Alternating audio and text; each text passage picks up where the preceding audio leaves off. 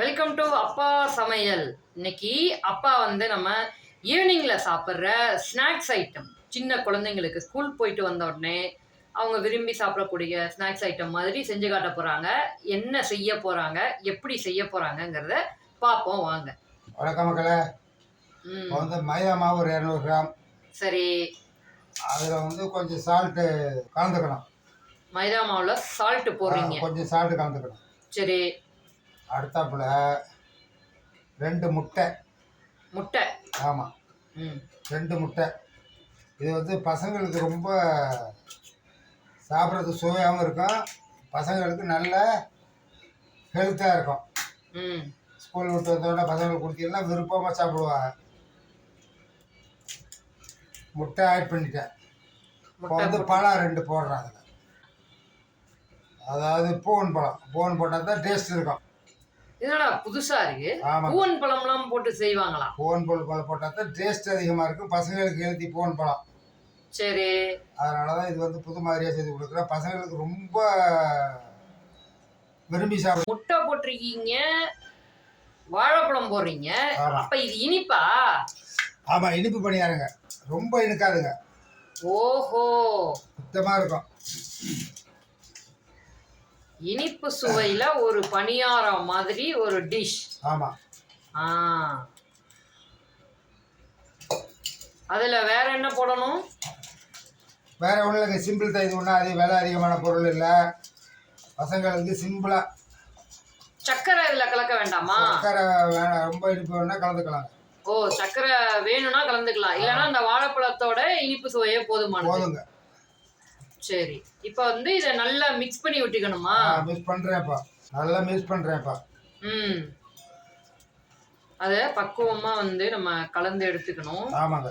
ஏன் அப்படின்னா அப்போதான் நம்ம வந்து அதை செஞ்சு எடுக்கையில் நல்ல சுவையாகவும் நல்ல மெதுன்னு சாப்பிடும்போது வந்து நல்லா இருக்கும். அப்படியே வாயில் வச்சோம்னா கரைஞ்சி போகிறதே தெரியாது அப்படிங்கிற மாதிரி இருக்கும்.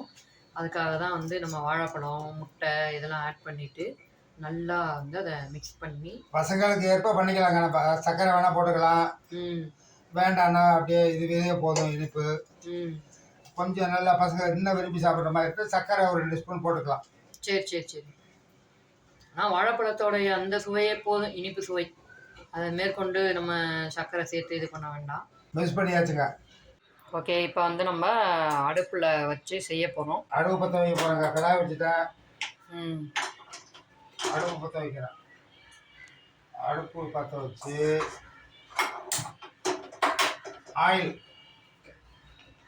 பாருங்க, ஆயில் விட்றேன் பாருங்க. ஆயில் கொஞ்சம் நல்லா சூடான உடனே அதை போட்டு எடுக்க வேண்டியதான். ஆயில் வந்து ஓரளவுக்கு விடணுமா, இல்லை எவ்வளோ விடணும்? ஆயிலில் பொரிச்சு எடுக்கிறது தானே, அதனால் கொஞ்சம் விடணுங்க. சரி, ஓகே. ஆயிலை வந்து நீங்கள் இப்போ விட்டுருக்கீங்க. அதில் வந்து கடாயில் விட்டாச்சுங்க.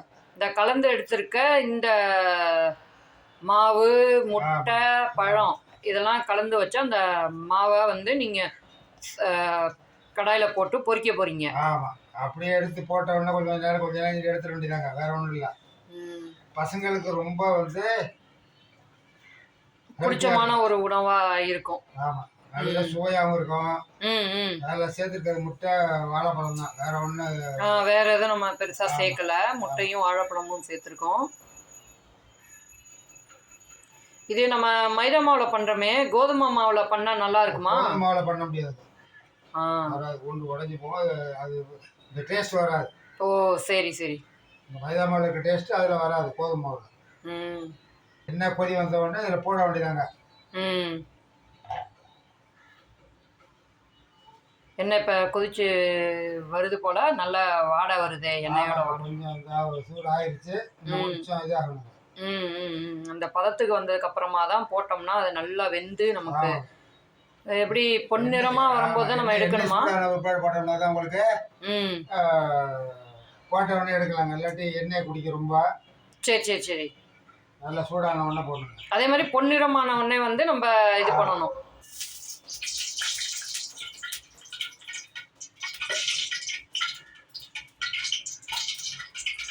இது நம்ம வந்து அதோட வடிவம் எப்படினாலும் போட்டுக்கலாமா? ஆமாங்க. அது நம்ம எப்படி வேணால் போட்டுக்கலாங்க. என்ன போட்டுக்கலாம், பெருசாக போட்டுக்கலாம், சப்பையாக போட்டு எப்படி இஷ்டமோ அப்படி போட்டுக்கலாங்க. ஓ சரி சரி சரி. ஒன்றும் அதில் ஒன்று இது இல்லை.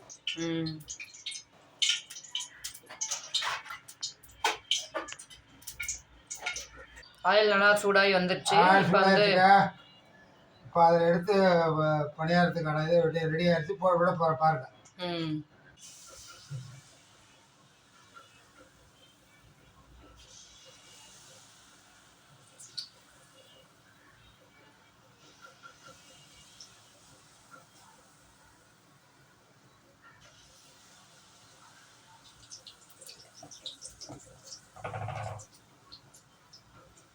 நல்லா இப்போ வந்து இந்த எண்ணெயில் விட்டு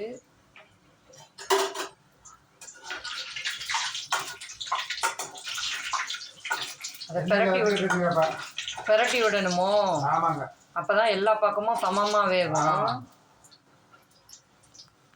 சரி சரி சரி.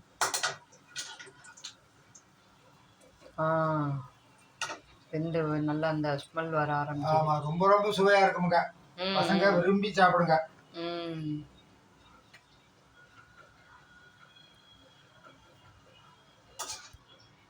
இப்போ வெந்ததை அப்பா வந்து தட்டில் எடுத்து வைக்கிறாங்க. இப்போ வந்து நம்ம அந்த சுட்டு எடுத்து தட்டில் வச்சிருக்கிறோம். ஆமாங்க, தட்டில் எடுத்து வச்சாச்சு.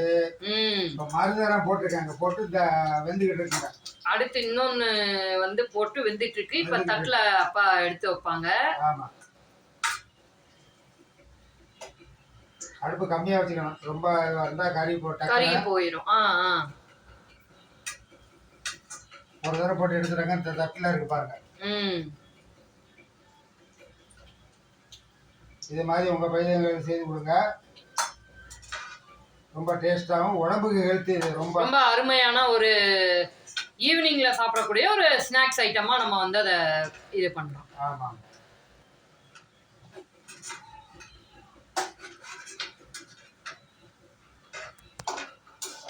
வந்து அடுப்புல இருந்து இன்னொரு ரவுண்டு சுட்டதை எடுத்துக்கிட்டு இருக்கோம். தட்டுல வந்து வச்சு நம்ம இது பண்றோம். நீங்க பாக்குறப்ப இது சாப்பிடுற மாதிரி இருக்கும். அவ்வளவு சுவையா ஆமா, நல்ல வாசனை, சூப்பரா மனம் தூக்குது. இன்னும் இதுல கொஞ்சம் ஏலக்காய் இதெல்லாம் வந்து நம்ம ஆட் பண்ணோம்னா நல்ல மனமா இருக்கும். நம்ம ஏலக்காய் வந்து ஆனால் ஏலக்காய் போட்டால் நல்ல மணமாக இருக்குங்க. நீங்கள் ஏலக்காய் போட்டே செய்யுங்க. இப்போ எல்லாமே வெந்துருச்சாப்பா? மாவு இருக்குங்க, அந்த போடுற பாருங்க. இன்னும் கொஞ்சம் இருக்கோ? இதான் கடைசி ரவுண்டா? ஆமாங்க. Right right. இதெல்லாம் போட்டு எடுத்துட்டு அப்படியே சூப்பராக வந்து நம்ம பரிமாறினோம்னா செம்மையாக சாப்பிட்லாம். இது தொட்டுக்கெல்லாம் ஒன்றும் வேணாம் நண்பர்களே, ஏன்னா இது இனிப்பு தான். அதனால் அப்படியே சாப்பிட்லாம். ஈவினிங் ஸ்நாக்ஸாக நல்லா இருக்கும், அருமையாக. தொட்டுக்கெல்லாம் எதுவும் தேவையில்லைங்க. அதுக்கு சும்மாவே சாப்பிட்ருங்க. சும்மாவே சாப்பிட்றலாம். அவ்வளோ டேஸ்ட்டாக இருக்குது. சும்மா பார்த்துக்கு அவ்வளோ டேஸ்ட்டாக இருக்குது. எதுவும் சைடிஷ் எல்லாம் தேவையில்லைங்க.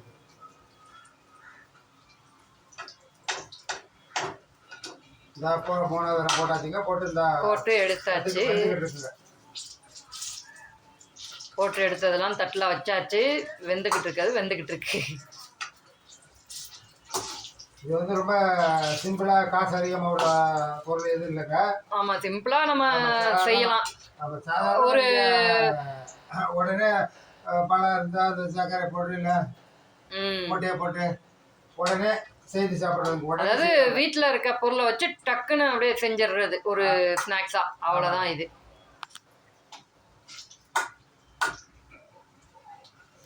பசங்க வந்த உடனே இந்த செய்துட்டு உடனே நீங்க செய்து கொடுக்கலாம். ஆமா, மிஞ்சி போனா ஒரு 10 நிமிஷம் ஆகும். அவ்வளோதான்.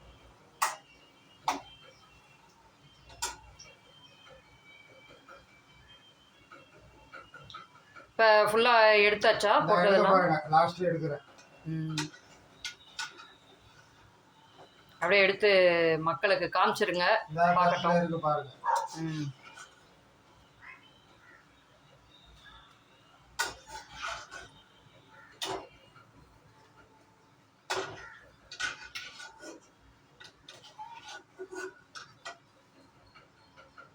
நல்ல சுவையான இனிப்பு பணியாரம். இனிப்பு பணியாரம் இதுக்கு பேர். ம். பசங்களுக்கு ரொம்ப ரொம்ப பிடிச்சி சாப்பிடும். ஏன்னு கேட்டால் இந்த சேர்த்துக்கிறது வந்து எல்லாமே பசங்களுக்கு பிடிக்கிறது தான். மைதா மாவு, வாழைப்பழம், முட்டை.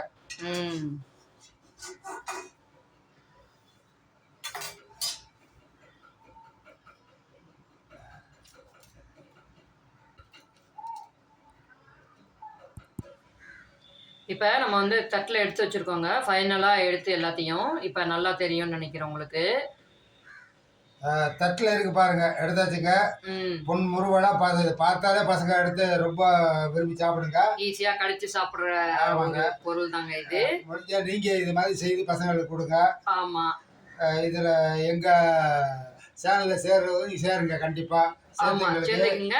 வேற ஏதாவது உங்களுக்கு வந்து கேள்வி கேட்டு அதை சொல்லணும் அப்படின்னா கேளுங்க. நான் அப்பா கிட்ட அந்த ரெசிபிலாம் என்ன ஏது அப்படிங்கிறத கேட்டு உங்களுக்கு கமெண்ட்ல நான் சொல்றேன்.